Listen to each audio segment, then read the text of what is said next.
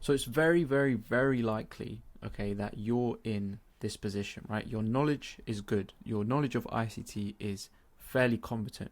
It's quite funny, right? You'll see guys who are profitable and their knowledge on ICT is not even that good, okay? But your main actual problem is very much likely to be the structure of those confluences, your trade plan, and your model, okay?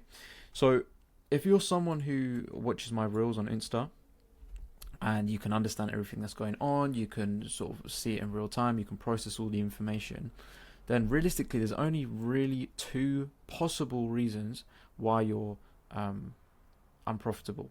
Okay, number one will be your lack of market experience.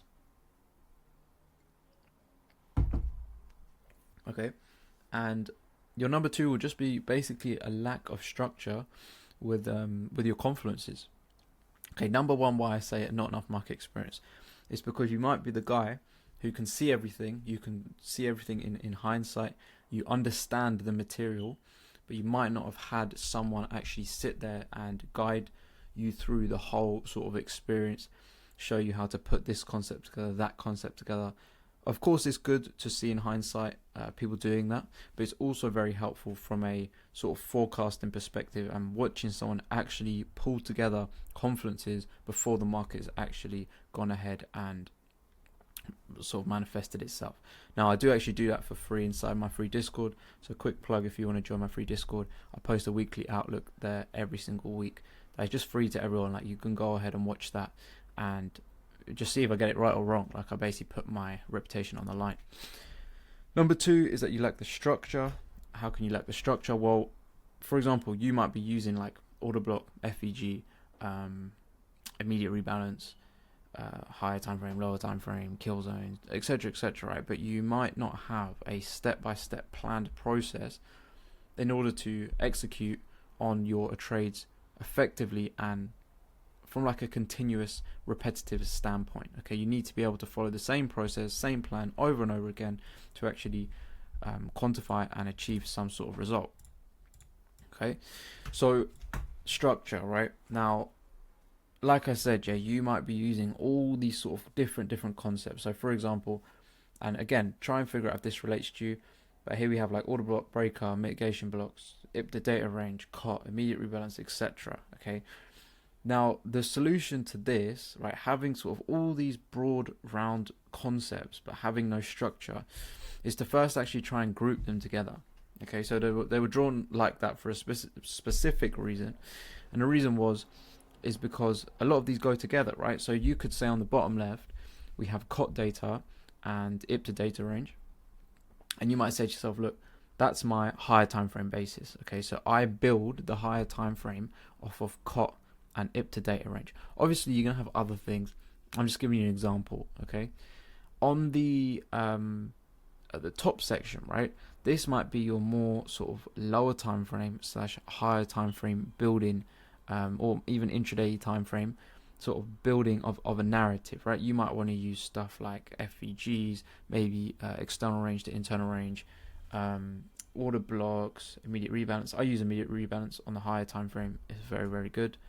Again, you might be trying to build up the idea of price either moving bullish or bearish based on a breaker, for example. Okay, but you need to actually quantify, go ahead and basically box in what you want to use for each specific sort of time frame and structure, and you'll see me basically do that in a second, right?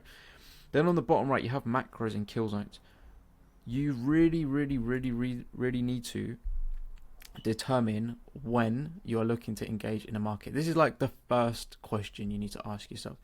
You cannot progress in any way, shape, or form if you do not actually limit this time period, because the time that you look to engage in the market is basically like your working hours. You need to find out when are your working hours. Is it London kill zone? Is it New York kill zone? Is it Asia kill zone? Is it AM session?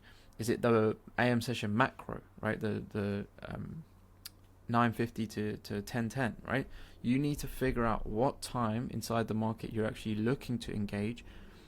The more you actually limit that down, the better results you will have. Okay, now, is that me saying, well, oh, you can't trade London and New York, or I trade London and New York? No, but I would just initially start off with one sort of kill zone and get really, really good at understanding the possibilities that can happen inside that specific kill zone. Okay, so for New York, what are the functions of New York? What can happen during New York? What does New York likely do? What is its relationship with Asia and London? Those are the sort of questions you want to go ahead and ask yourself, right? So after you've done that, you've picked the time element, right? Then there's just basically three things that you need to follow, okay? On the left, you're basically going to build the higher time frame. The way I like to do this is through the monthly, weekly, and daily. Now, you personally, you have to figure out how you want to forward your higher time frame. You just might want to do that through the H1 and the H4 only. Okay, I know some people that like doing that. For me, it's just not enough data. I just think going on the higher time frames just gives us such a better sort of scope of where we're going on a longer time frame perspective, and that way I find it a lot easier to scale in and find that sort of high probability expansion, which is what I'm after. Now, again, it differs for everyone. Okay, so again, like I said, I do monthly, weekly, daily, and that first box is basically just encapsulating finding the higher time frame narrative. Then we move on to intraday framework. So for me, that would be sort of that H1 and H4 time frame. I'm looking at like buy programs, sell programs, just trying to gauge sort of the direction where maybe market makers and smart money have paired their orders and where they're looking to offload their positions. And then from that, I then just go down to the entry. Okay, and also just to note, from left to right is actually the order of importance. You can't have an entry without the intraday framework. You can't have an intraday framework without building the higher time frame narrative. So the nice thing about this is they all go sort of hand in hand, right? And so what you might come to notice is that you might only be proficient at one of these three. For example, your entries might be great, right? And you might be really good at being nimble with your entries, but your ability to actually forecast where the price is going to move aggressively in one direction might be really poor. So the first thing you need to do is actually go ahead and out of those three boxes, you need to figure out what are you good at and what are you shit at, basically. And if, let's say, okay, you're good at daily buys, right, which is great. If you're great at daily buys, you've basically done about 80% of the work for you. Then you want to go ahead and figure out, okay, cool, maybe my entry is a bit sloppy. Maybe I'm too aggressive with my entry. Maybe I get stopped out. The market runs me out and then runs the target. Or maybe your entry rules are so tight that you can never get in an entry and you just see the market go all the time, right? That's a big issue that I had at one point, and I've also been on the other end of the spectrum where my stops were so tight that I just get wicked out before the movie would even happen. So again, it's all about finding your strengths and weaknesses. If I was to give you like a guide on how to fix maybe all these three issues, number one with the daily bias, let's just practice. Like, you need to sit on the monthly, weekly, and daily, understand the relationships. I posted a free daily bias course on YouTube, and go ahead and watch that. But let's just practice. Like, you need to just get the reps in and use whatever concepts you want to use. In that free daily bias course, I talk about like previous candles, highs and lows, order flow, opposing arrays. What else did I talk about? There's one other concept that doesn't come to mind right now, but basically you want to use those ideas to determine daily bias. Then you need to look at potentially, is your intraday framework there, right? Are you just going on the daily straight to the 15-minute? It's going to be a bit difficult to do that. Now, like I said, is the intraday framework there? How do you gauge intraday framework? Again, completely up to you. I like to use buy and sell programs on the H1 and the H4. Then you'll go on to how to fix the entries. Like I said, it might be either increasing your stop loss size, or it might be decreasing the stop loss size. It might be using a more higher time frame of an entry, i.e. instead of using M1, you might want to use M15. Okay, or you might have the issue of, okay, you're looking on the M15 all the time, you're not maybe being flexible enough. Maybe you need to look at M5 and M15, right? Again, it's just these subtle changes that make all the difference. And then at the end there, I've written what your exits like. Your exits might be the worst thing out of all of them, right? You might find that it's better for you to have like a fixed RR, so that when you go ahead and sort of take profit at, like, let's say a 2R. You don't really have to think about the exact exit, how much profit you're going to take, all of that good stuff, right? So again, it's just about tailoring it to you. That's not the hardest part, but that's the most important part. And I guess that's where everyone differs with their trading. So again, you just want to go ahead and you want to just focus on one of these at a time and go ahead and fix up, I guess, whatever region of your trading may be lacking. Okay, so let's just do an example. I'll go ahead and obviously show you how you could build this out. So if we just use the higher time frame, intraday framework, and entry as 1, 2, and 3, and again, remember the order of importance is from high to low. Firstly, you're going to go ahead and build out the higher time frame narrative. I'll show you how we'll do that in a second. Intraday framework, again, is order flow on side, and then we're looking for an MYOTE, which I'll explain in a second. And then entry could just be an M15 entry.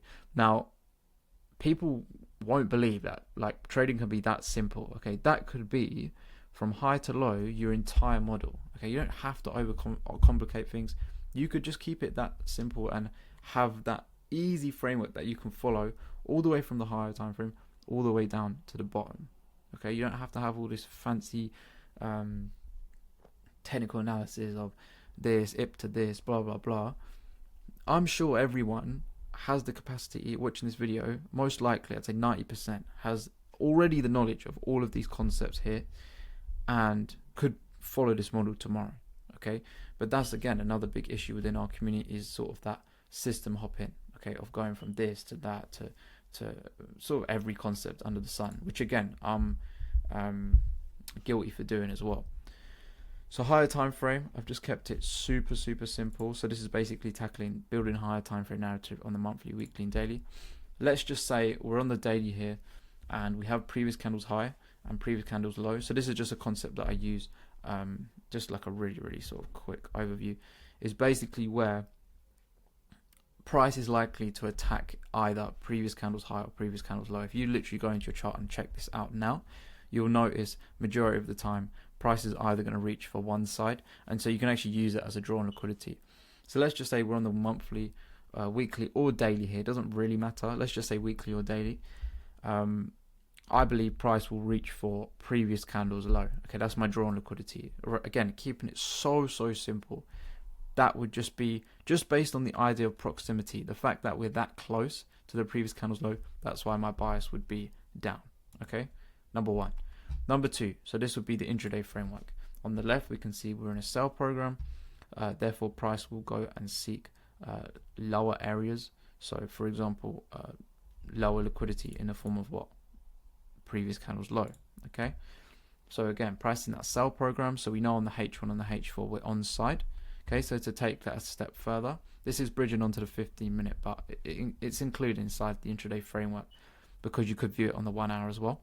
But on the intraday framework, we want to basically see Asia print. We want to let London expand in our direction. So let's say we are bearish. Let's say this candle we wanted to see. Let's just say this was the well, it shouldn't really be daily, but let's just say that candle was the daily, for example, and the previous candle's low was all the way down here, and we want to see that candle run all the way to that low. Then what we'd want to do initially is wait for this profile to play out. So let's say Asia comes out, London expands in our direction, so it expands towards the draw, but it doesn't actually tag the draw yet. Okay, then what do? We move on to the entry. So now let's say we're on the M15. We want to see price retrace into an OTE during New York kill zone. Okay, so we've, again, just to reiterate, we've had Asia consolidate. We've had London expand in the direction of the draw. It has yet to hit the draw, the previous candle's low. We then want to see New York retrace into an OTE. You can just simply put a limit on the OTE and watch and have the SL at the top of London and just watch the trade expand to the draw, right? Again, I know it sounds so simple and it's probably almost unbelievable that a strategy can be that simple, but that putting together all those different concepts is just a very easy and simplistic way to go ahead, build out the higher time frame. Okay, so again, let's just have a think of how we done that. We built the higher time frame using previous candles low and high. Obviously I would add a bit more to that. Okay, but just for the sake of this example, I've kept it super simplistic. But number one, previous candles high or low for the higher time frame.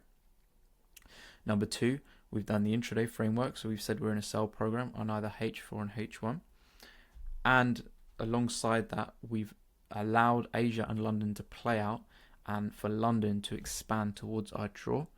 Then number three, for the entry, we expect an OT retracement into, or sort of an OT retracement of London, having our SL at London's high and watching New York expand to basically the draw that we're anticipating to get tagged.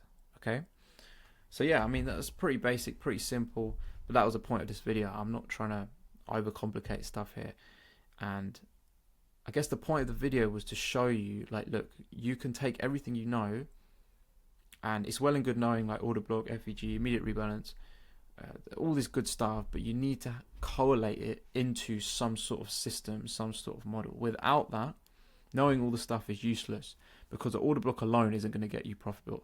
An IFEG alone isn't going to get you profitable. It's the collection of the material that you know will eventually bridge you and sort of gap you towards that profitability stage. Okay, so anyways, hope you guys enjoyed this video, and yeah, I'll catch you guys in the next one.